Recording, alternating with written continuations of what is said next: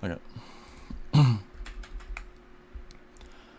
Hey everybody, Brayden here. Welcome back to another video. Today we're going to be covering game number 4 in Fischer's 60 memorable games.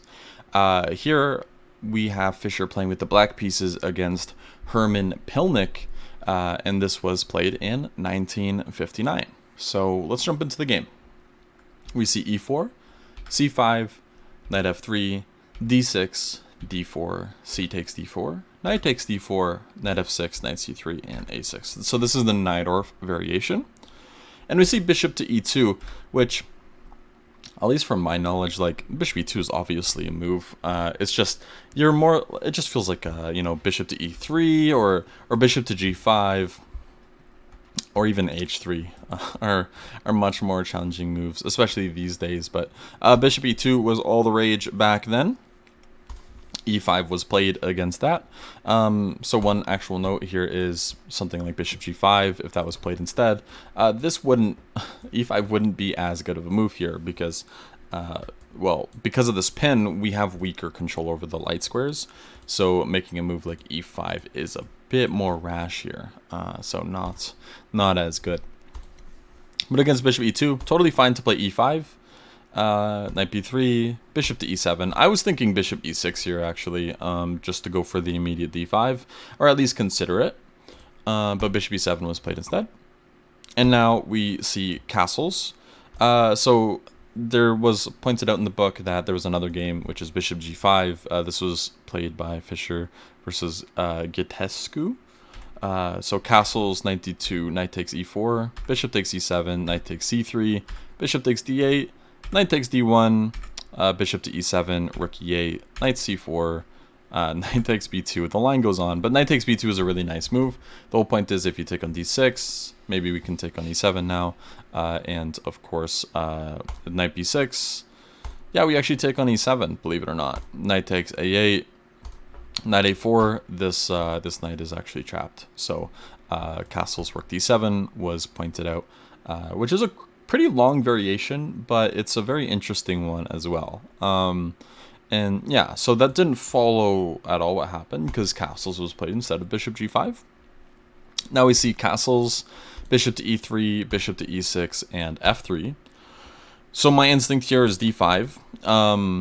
Fischer claims that d5 isn't as great because there's like a slight edge in the ending for white, because it's a bit annoying. So let's actually look at that, because this ending actually pops up quite a bit, not only in the najdorf, but even in the classical Sicilian. So rook fd1 is a very annoying move, and what you'd want to play is bishop c6. But there's a problem with that move right now. Bishop c6 is much worse because of this move knight a5, which is kind of funny, where we can't really move that bishop anywhere without hanging the pawn. And we do not want to lose the bishop pair in such a symmetrical position, because if we do, we're in a world of hurt here. So yeah, it's kind of just mistimed. And even here, yeah, after rook fd1, if you have to play bishop e6, the bishop's not really on its best diagonal, and there's even considerations of knight a5 still. So queen c7 was played instead of d5, because again d5 is not really timed correctly here. Queen to e1, and after queen to e1 here, knight b to d7 was played, which is a reasonable move. You could be looking at knight c5, maybe even b5 and knight b6, and trying to prepare either d5 or knight c4. Rook d1 was played, which is quite natural, putting a piece on the d file to try to control, or at least maintain, a little bit of control over the d5 square. We see b5 now, rook d2, and knight to b6. So knight to b6 is fine. There's actually a really cool continuation here with b4.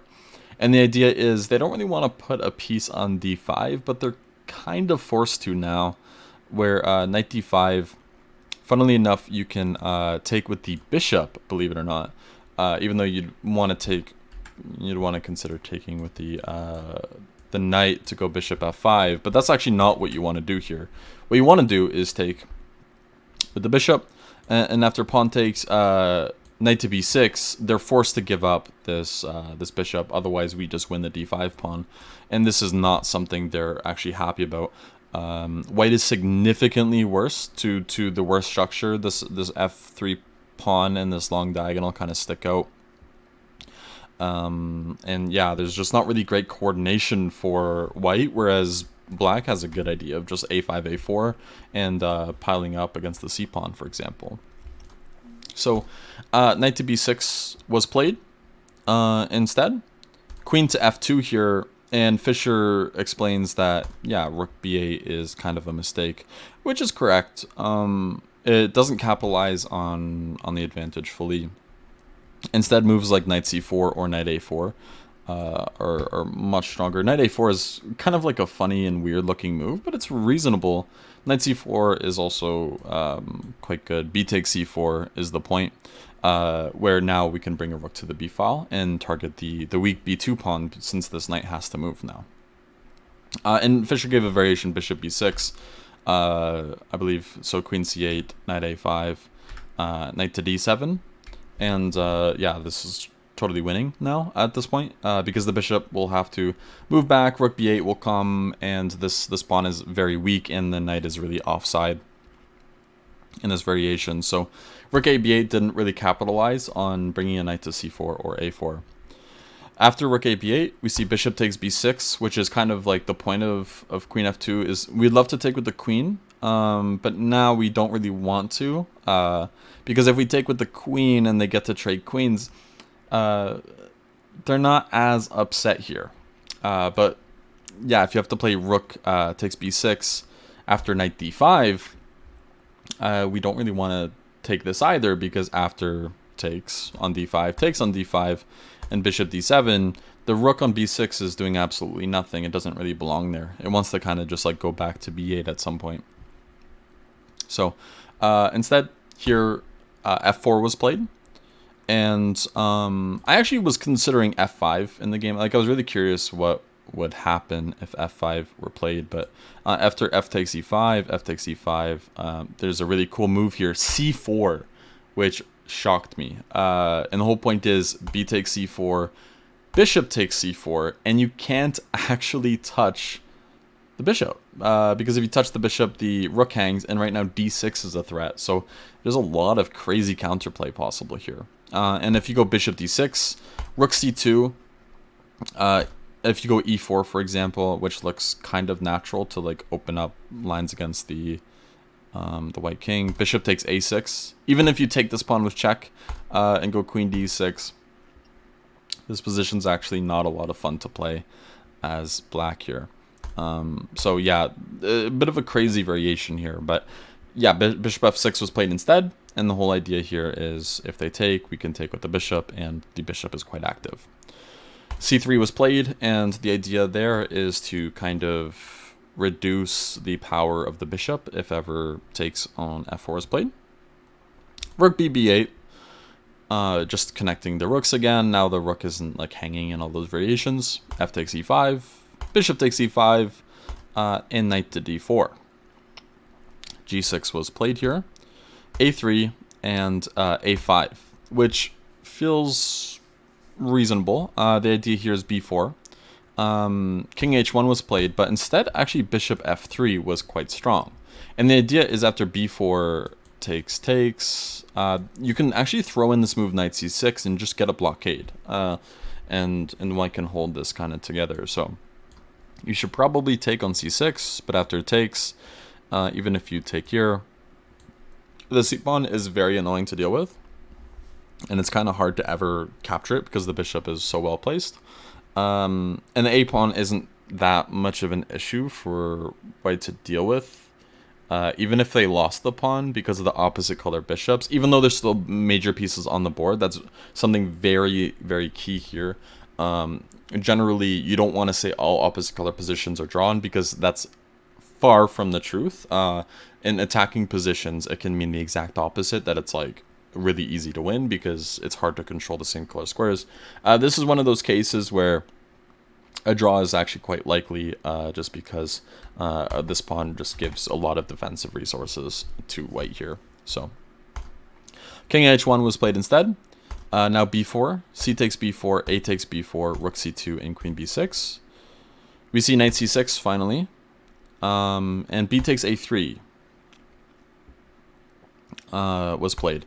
There's also an argument for moves like b3 here, actually, which look a little funny, but it's actually quite reasonable. So b takes a3, queen takes b6, rook takes b6, b takes a3, and now rook to a8 is played. Bishop g7 is also something that I wanted to consider, but unfortunately, it's not really a serious choice for a move.